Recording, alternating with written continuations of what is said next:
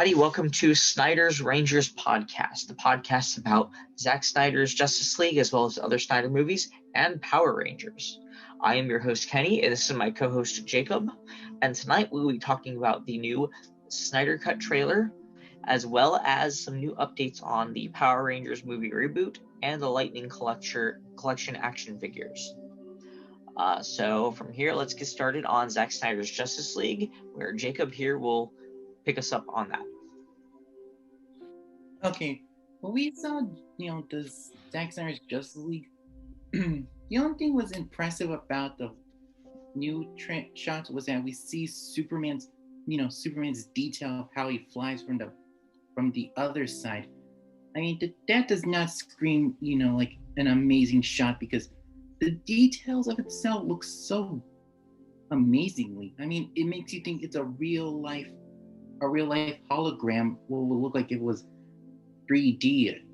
So 3D. Just the lines that go through that hologram too. Had a life of their own too. Like they squiggled. They had a squiggle to it, and just that tiny bit of detail that wasn't really needed, but was added in there, just added to the realism of it. Yeah, I mean, that's what I'm saying. It's like the real life version of, very high tech technology of alien technology would make that kind of way. I mean, like you say, like Star Wars, how Zack Snyder was inspired by. Yes.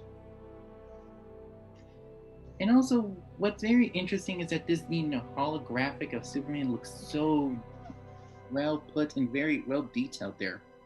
Mm-hmm. I mean, it wouldn't look like so 720 HD. It would be more like 4K HD that way. Mm-hmm. And as you guys can see, also, I have a mute version of the trailer playing in the background here. So in case you guys want familiarity of the shots, you can see them here. But I think one of my favorite new clips we saw, I mean, the Superman scene was very impressive. I was really wowed by that. But I'd say my favorite new shot that we didn't see before was when the Batmobile comes in and the camera's panned at the front of the Batmobile, and it's just shooting out at parademons, and then the scene cuts to parademons getting shot. The way that was shot and it coming in really impressed me. I'd say another one of my favorite shots aside from that was the shot of Darkseid posed out like this, like I have arrived. I think he's representing all lives. Every life will be mine, or how Zack Snyder's quote for Darkseid has. I think I can hear how Ray Porter, aka Uxal / Darkseid, would say, because we all know that this is, Darkseid, and he's gonna rule everything. And the new gods, aka Darkseid, Desaad, and Steppenwolf, will rule the world. Oh, of course. But one other thing, this is just one other thing that really stood out to me compared to all the other shots. And this is already in the previous trailer, but I wanted to talk about it anyways. I really like the shot where Superman is in the very beginning, where Superman's screaming and is out like this with his chest, kind of. You mean it's like, he see the last time he was alive, and yes, also the time he accidentally activated the mother box to signal. Yes. I mean, it makes you think that. Remember last year we saw that shot on last fall before the pre-unite us, when we got 1 million out. Mm-hmm. It's good to see its own color of it, how it is there. Oh yeah, definitely. It's nice. I mean, seeing a shot makes me say, is that Superman being stabbed to death when Doomsday had him? Because that cannot be Steppenwolf. Mm-hmm. But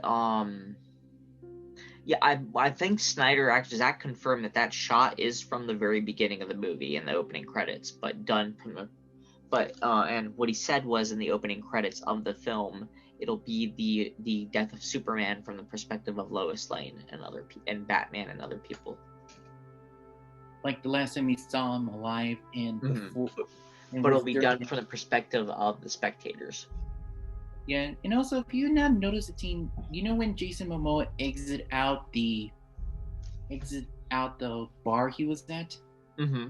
You know that little red flag there with the pole being attached and waving in a high storm? Yeah. Do you know what that reference of? What was it a reference of? I did not catch it. Oh. Okay. Can you explain? I'm interested in hearing this stuff. You know, this is about the death of Superman. You know, so resurrection. Yeah, this is about the life after the death of Superman and the resurrection of Superman. Okay, we see that this is the flag where Aquaman exit out the bar, and it seems like we see the flag is waving from a high storm. Mm-hmm. That's a little tribute of the return, the death of Superman when he you see that his cape is torn out, and also we see his yes, I know what you're talking about. The first shot of the storm, and you see that thing waving on the pole, that cape or that cloth. Mm-hmm. Yes, I know what you're talking about now. Okay, that's a good eye. Mm-hmm. I definitely see that being a reference to the death of Superman. And of course, this is like we all witnessed the death of Superman, and now we're going to see the reign of Superman in a reference to Zack's way. And you know one thing, Zack Snyder saying that Batman, people want Batfleck to have a family of the Bat family. You know, Batman has been gathering samurais since Justice League since he made the Justice League in the beginning, like somewhere in the golden days. With that said, now it's time to move on to our next topic. So I say it's Morphin time. So now we will talk about Power Rangers. And with that, we got some news for Power Rangers within the realm of the new movie reboot coming up, as well as toys. So first we'll talk about the new movie. If you guys aren't familiar, they will be getting the End of the Fucking World director. Let me look his name up real quick. So the new Power Rangers reboot, which will be done by Hasbro and Paramount Pictures, will be helmed by Jonathan Entwistle, who created the End of the Fucking World. As well as which will have a script from Peter Rabbit 2 writer Patrick Burleigh.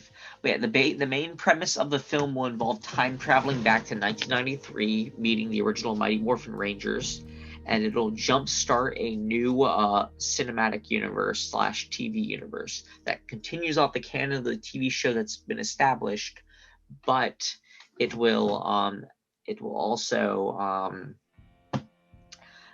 start a new big budget universe, basically, is my understanding. They're not going to be using Sentai footage anymore. It makes you think. My understanding. We don't know fully yet. It makes you think about, almost like a flashpoint of Power Rangers of its own universe, and also trying to, make it.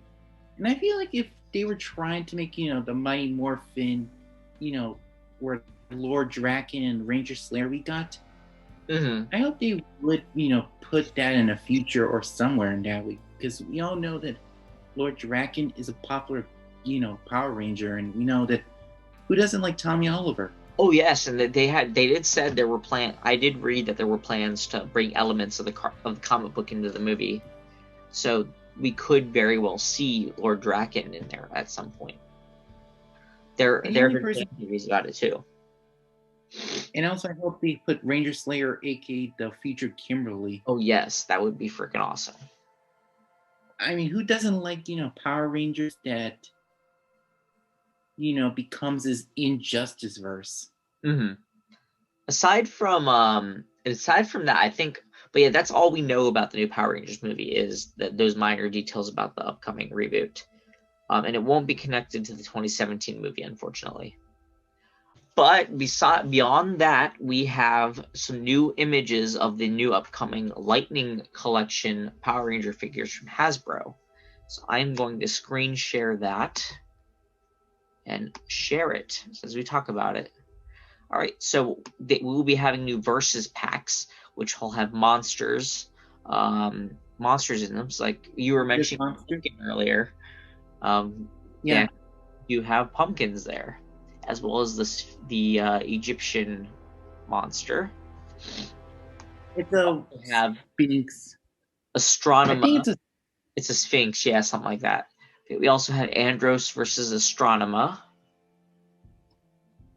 And then we have SPD Blue Ranger versus the B Squad Blue Ranger. Mm-hmm. I believe that's it for now, actually. Yeah, that's it. We have three new sets revealed. Pumpkin. Let's go with the Pumpkin and Sphinx first. What do you think of this? I think it's a cool look, actually. I mean, okay. I'm glad we finally got a Power Ranger pumpkin wrapper, because, we never got a Power Ranger figure of the pumpkin wrapper who was infamous making the Halloween special Power Rangers. Oh yeah. But we've been getting a lot of the Sphinx, enemy, because there has been like many remakes of him. Oh yeah. Like, since the 90s. Legacy. Sphinx, if you really look at Sphinx, he's just Goldar without the gold. Yeah, it kind of reminds you, and also it's nice to see that if you're going to play a Halloween theme of Power Rangers, at least you have 3 pumpkins, because the time when Power Rangers got their heads stuck on a pumpkin. I'm more curious if you can actually put the pumpkins on their head. I think you have to, take out the heads of the Power Ranger figures you have and then put it in their heads. I'm curious if they actually have a ball joint down there that you can put the pumpkins onto their heads.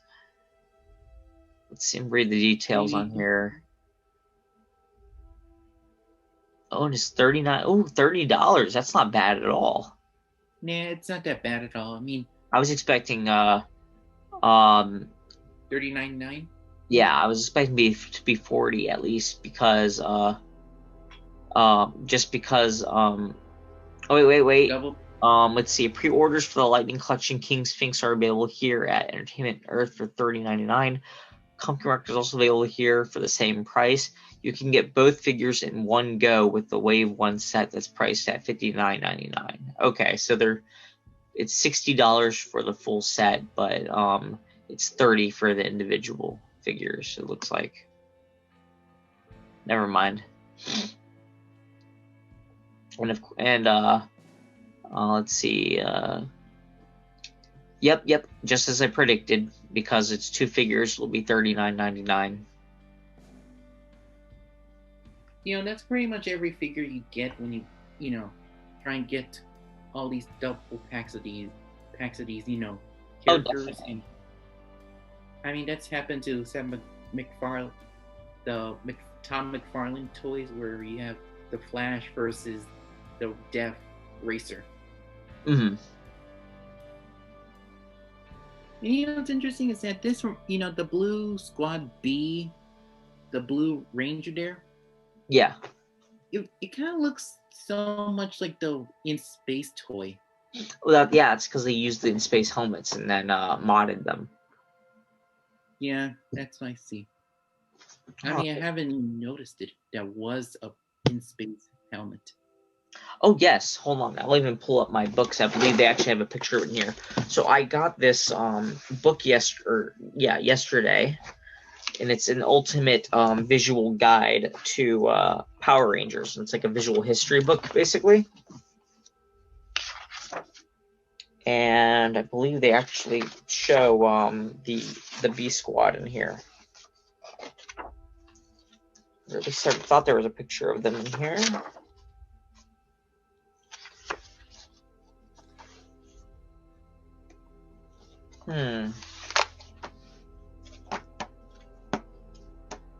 Oh, never mind. Nope, there isn't. Or at least not in this book here. Yeah. But let me stop screen sharing actually while I'm at it and show off my book here. Here is my book I wanted to show you. This is the Power Rangers Ultimate Visual History. And in it, it is a big factual, informative book about the production of every Power Ranger season up to Ninja Steel. And they mention Beast Morphers, but they don't talk about it because this came out before Beast Morphers, Beast Morphers was still in early production. So it's a really nice book with different cool images from the. Nice to see is that we see those Zyurangers, Zoo Rangers, Zoo Rangers pics there. I mean, those were from Japan. Yeah, and it shows concept art too for stuff. And it even does the movies also. It doesn't just do the show. Are those supposed to be like Zoo Rangers, the Japanese one? Right now, yeah. Right now it's Zoo Ranger.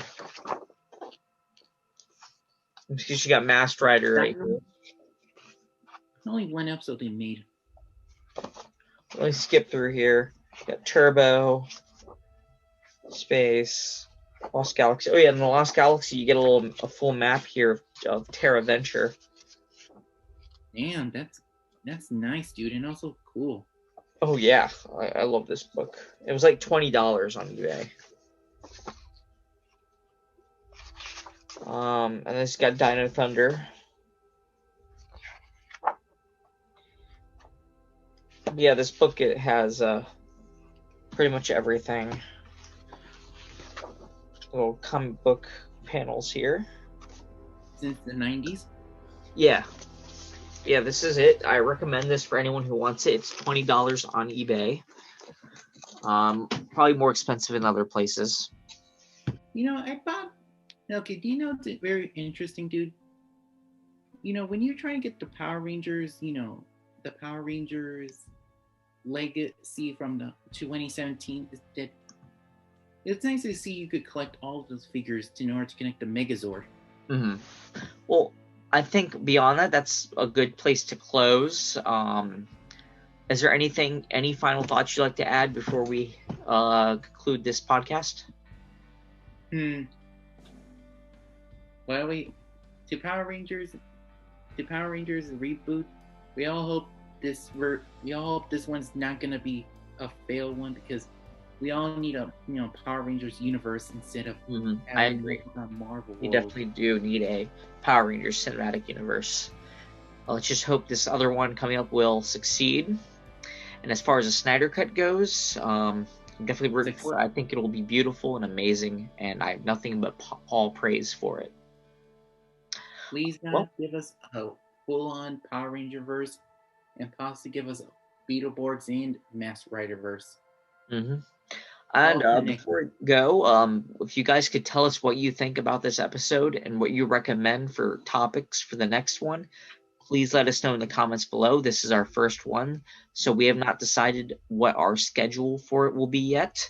But if you guys can let us know what you think, what your thoughts are on the topics we talked about, as well as what you would like to see us talk about and add from here, please do let us know. And until next time, I hope you enjoyed this talk, and we always welcome you to come back.